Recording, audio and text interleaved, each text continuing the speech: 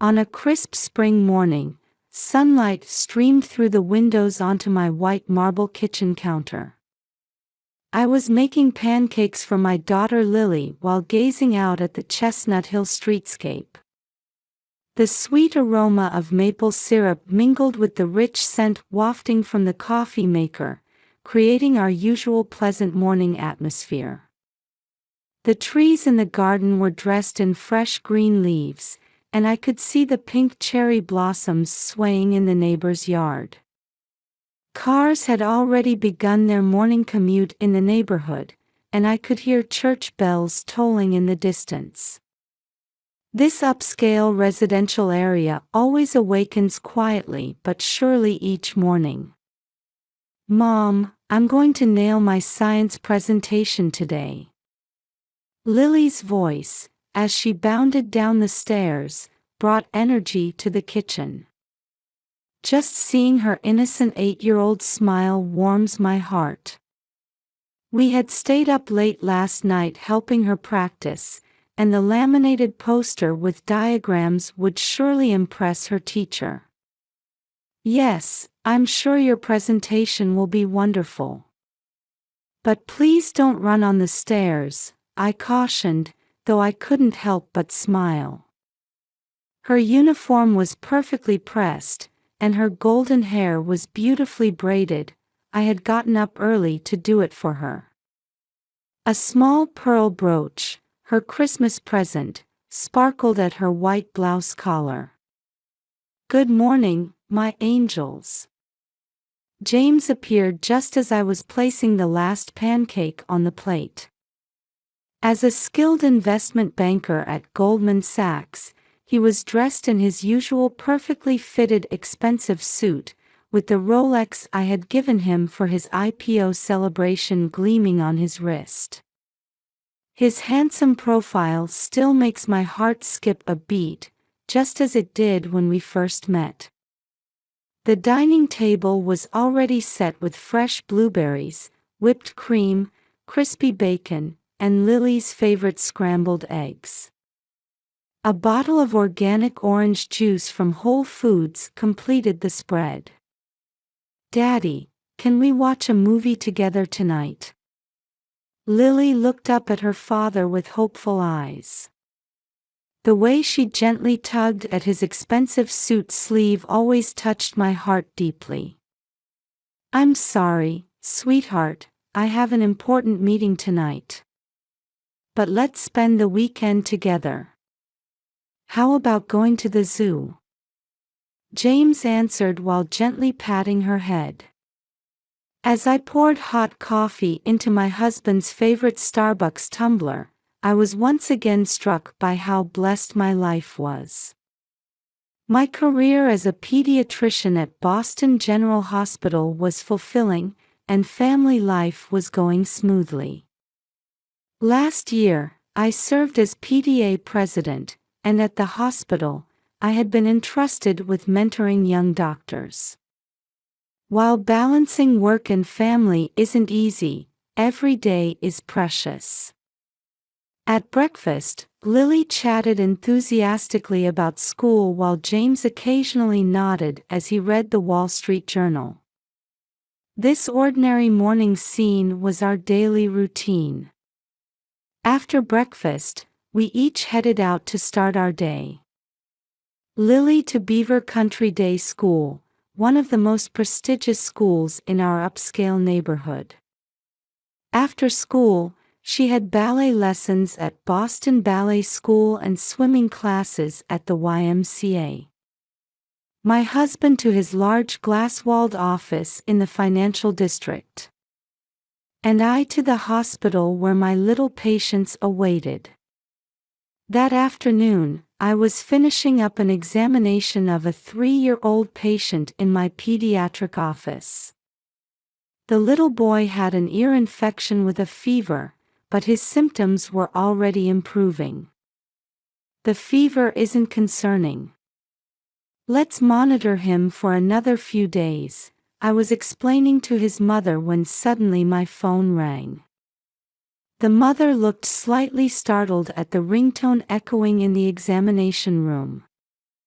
Usually, I would ignore calls during examinations, but recognizing the school's number, I instinctively answered. Dr. Watson, I'm terribly sorry. Lily. Lily has had an accident. The school nurse, Ms. Jones, was speaking with a trembling voice. Her distress was unusual for someone typically so composed, and I felt the blood drain from my face. The afternoon sunlight streaming through the windows suddenly felt cold. Though I felt my strength ebbing away, I struggled to maintain my professional composure as I confirmed the situation. She's being transported to your hospital by ambulance now. She fell from playground equipment. Before she could finish speaking, I was already on my feet. Papers rustled on my desk, and my stethoscope clinked against my white coat. I deeply apologize, but this is an emergency. I apologized to my patient's mother and rushed out into the hallway in my white coat. The hospital's long corridors seemed to stretch endlessly. There was no time to wait for the elevator, so I ran down the emergency stairs. I could feel my legs shaking and my heart pounding as I headed straight for the emergency room.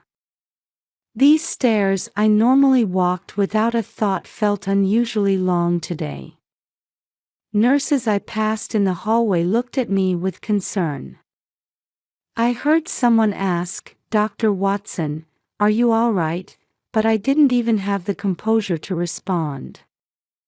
Dr. Brown met me as I burst into the emergency room.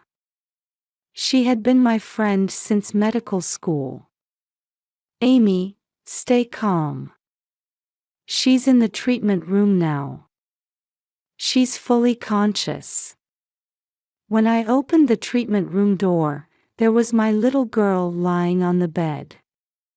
Lily's uniform was dirty with soil, and blood was flowing from her forehead.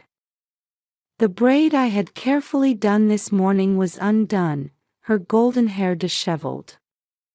However, she was fully conscious. "Mommy.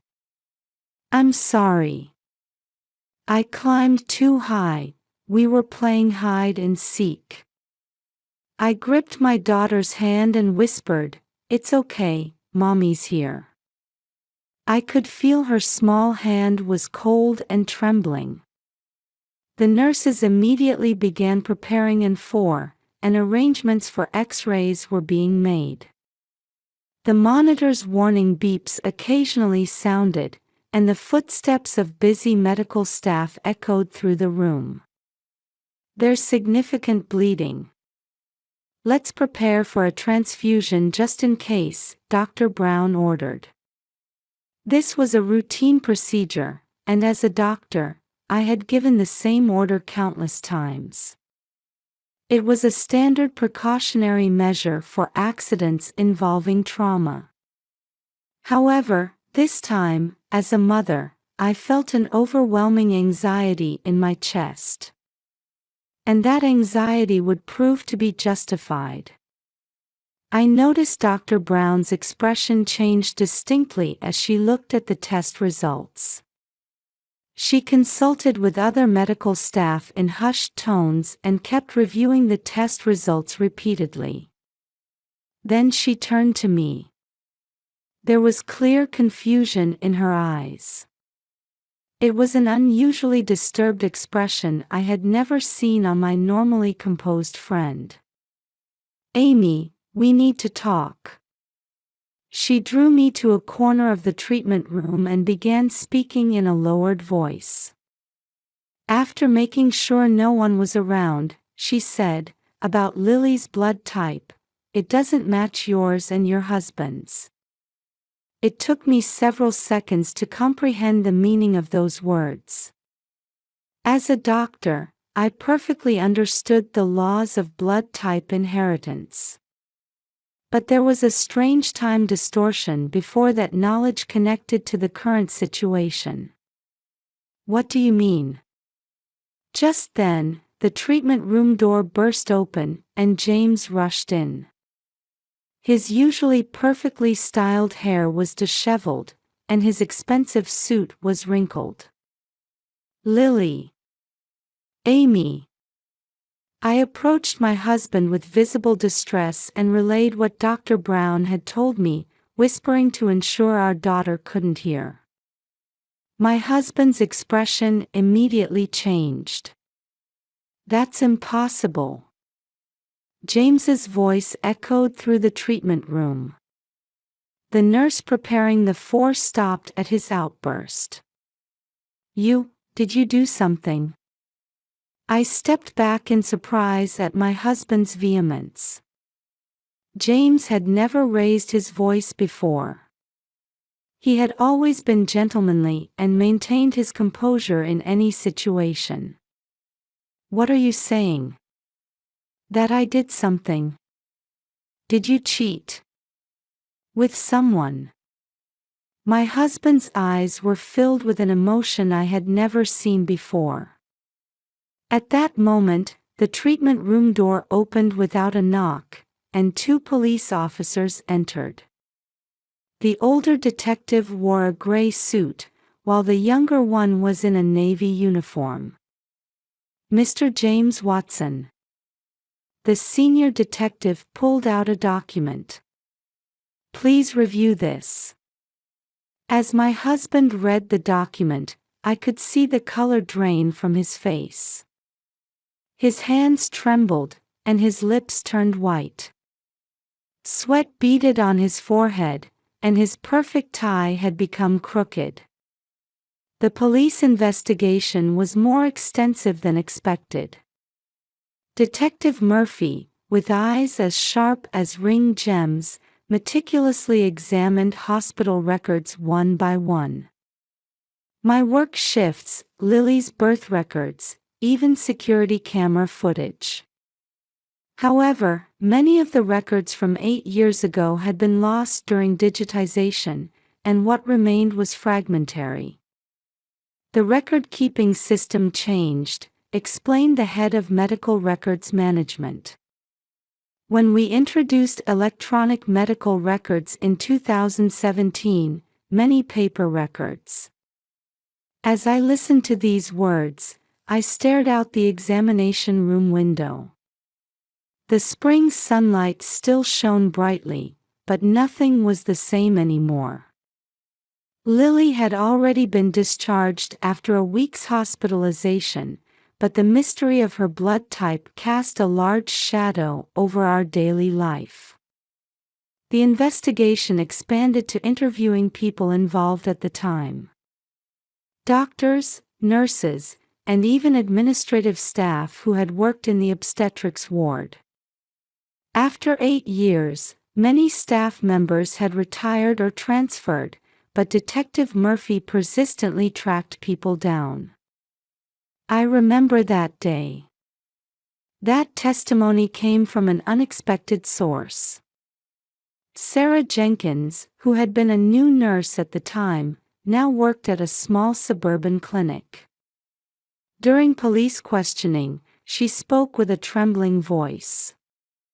Head nurse Carol was acting very strange that day. She kept going in and out of the baby's room late at night. When I heard that name, my spine froze. Carol Martin. The head nurse of the obstetrics ward 8 years ago. She had been known for her gentle demeanor, high reliability, and efficient work. The investigation took a new turn. The police thoroughly analyzed security camera records and scrutinized the duty roster from that time.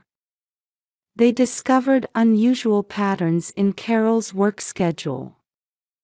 There's evidence she frequently returned to the hospital at night, separate from her regular shifts, Detective Murphy explained.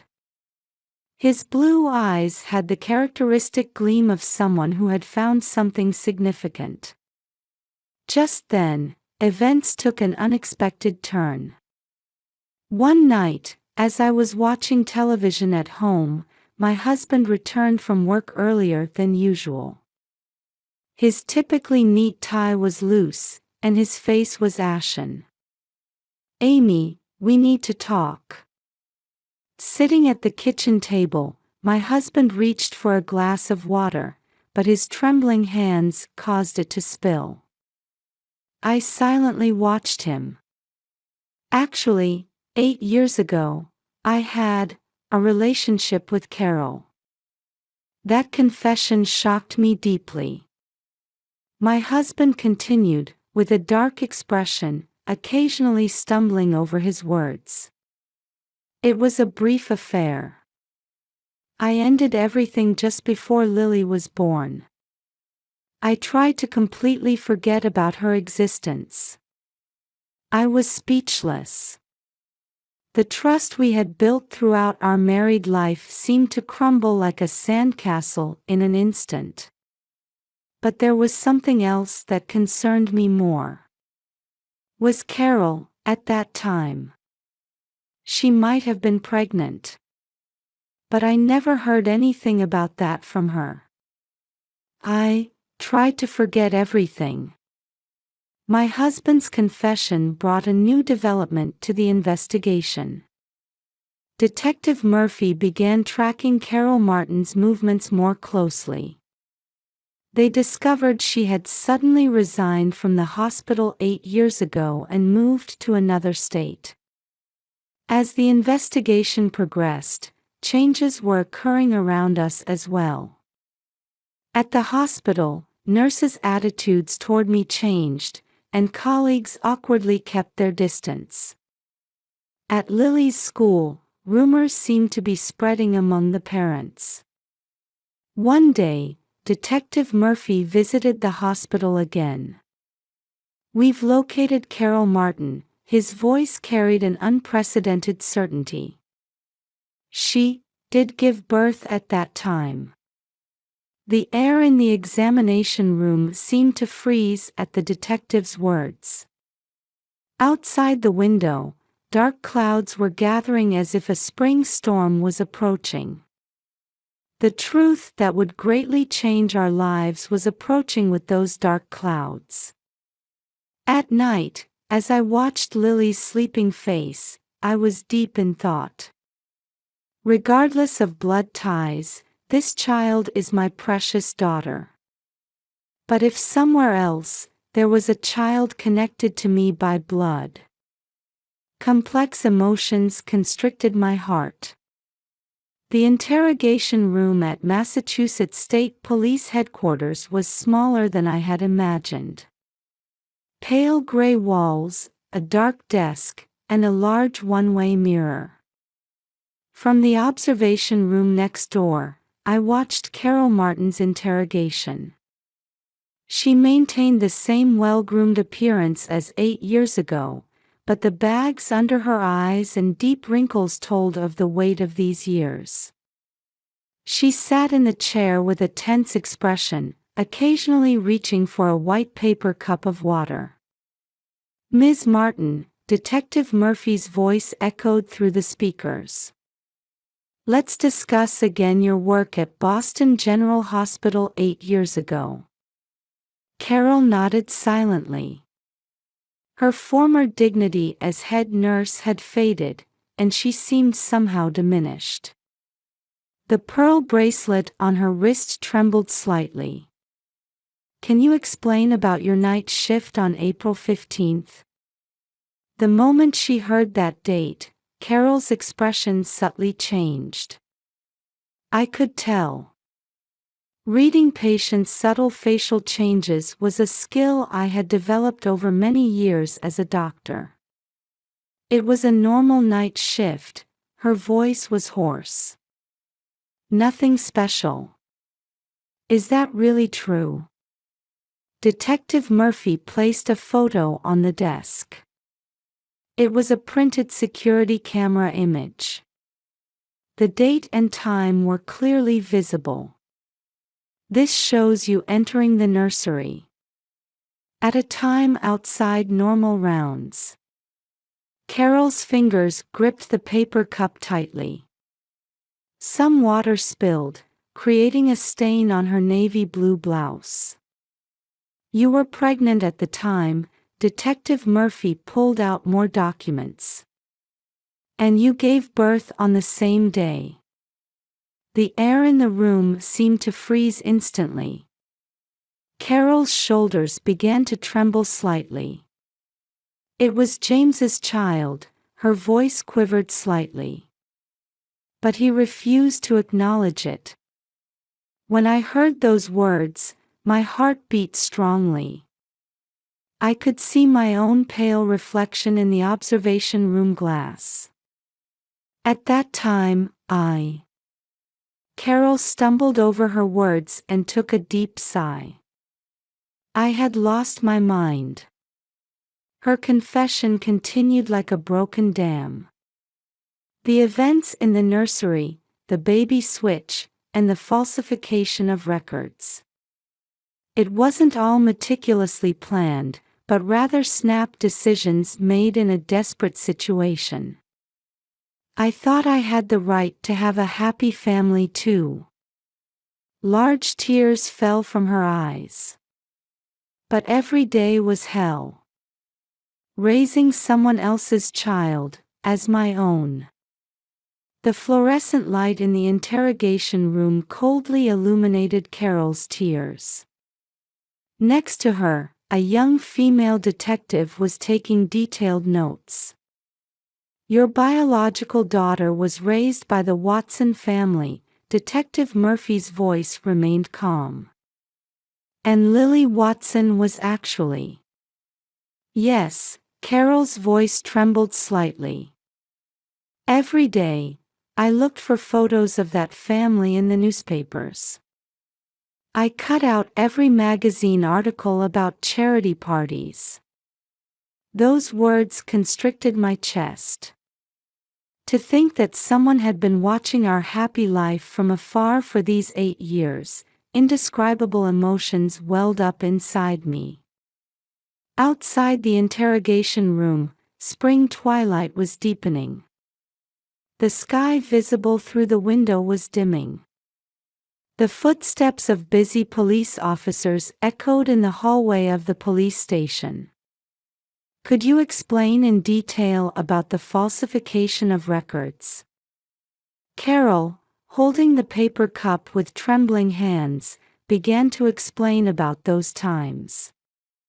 Using her position as head nurse, she had altered birth records and concealed evidence during the confusion of the electronic medical record system transition. But some paper records remained, Detective Murphy said. Your birth record and the baby's footprints. The DNA test results became decisive evidence. Scientific numbers exposed the truth of 8 years. I stared at the test report. The cold array of type was about to significantly change our lives. Carol's confession in the interrogation room continued for 3 more hours. Throughout, she repeatedly sobbed, sometimes stumbling over words, as she continued to talk about that fateful night 8 years ago. That night, I had 2 choices, Carol confessed with an exhausted expression. Either give up everything, or. Each time her voice trailed off, the air in the interrogation room grew heavier. Detective Murphy occasionally nodded, quietly listening to her words. My reflection in the observation room glass looked like a different person. Gone was the confident expression of a pediatrician, replaced by the bewildered face of a mother standing still. On a May morning after the rain, we met at a suburban park. The trees were vibrantly green, and spring sunlight gently illuminated the rain-wet leaves. Next to me on the bench, Lily clutched my hand tightly. I'm nervous. Her voice mixed anxiety with anticipation. Today, we were meeting Lily's real family for the first time. From a distance, I could see a family approaching. Carol's sister's family, bringing Emily, my biological daughter whom they had raised. Mrs. Watson, Carol's sister Jennifer, called out. "Thank you for waiting." Behind her stood a girl about Lily's age. Golden hair, clear searching eyes, and a nose bridge just like mine. It was like looking in a mirror. "Hello," Emily greeted with a slightly nervous expression. I wanted to meet you." At that moment, tears welled up in my eyes. Emotions surged as if to fill the 8-year void. "So did I answered while gently placing my hand on her shoulder. Lily stared intently at Emily. They were the same age, in the same grade. But until now, they had walked completely different life paths. "Do you take ballet too?" Lily asked timidly. "Yes, but I prefer jazz dance." Emily's expression softened slightly. The spring breeze ruffled their hair, and dappled sunlight gently lit their cheeks. This meeting was filled with the promise of a new beginning. The following months were a continuous series of changes. Court procedures, psychological counseling, and discussions between the two families. Sometimes there were tears, sometimes arguments. "Let's think about what's best for the children," Jennifer's suggestion became our guiding principle. During summer vacation, the two families decided to stay at a beachside cottage. Lily and Emily got along like lifelong friends. They searched for seashells on the beach, played in the waves, and wrote in their diaries together at sunset. "Mom, we've become a special kind of family, haven't we?" Lily whispered one night. I nodded deeply at those words. Blood ties don't necessarily determine the depth of love. What matters is the feeling of caring for each other and the will to walk together. The social impact was greater than expected. This incident brought major reforms to the hospital system. The newborn management system was completely revamped, with double and triple check systems introduced. The media covered this story daily, and voices calling for medical safety grew stronger. Carol was sentenced to 7 years in prison. Her nursing license was revoked, and she was required to participate in rehabilitation programs. "I will spend my life making amends," she stated on the final day of the trial. Later, she sent letters from prison. "Every day, I face my mistakes. I irreversibly changed the lives of 2 families. But knowing that Lily and Emily are growing up happily is my only solace." Reading the letter, I was filled with complex emotions. Anger, sadness, and a strange sense of gratitude. While her actions could never be forgiven, in a way, I was blessed to have 2 daughters. James and my relationship also began to heal gradually. My husband was making an effort to accept our new family form with deep regret. "From now on, I want to live honestly," his words carried sincere determination. As autumn deepened and the trees began to turn red, we purchased a new house.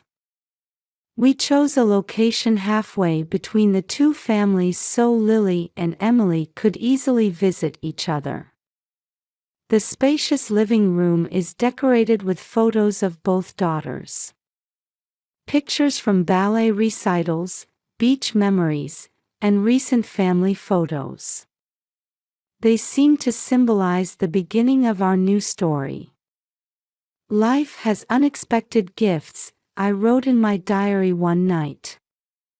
Outside the window, the full moon shone quietly. Its light gently illuminated our room, as if blessing our new life.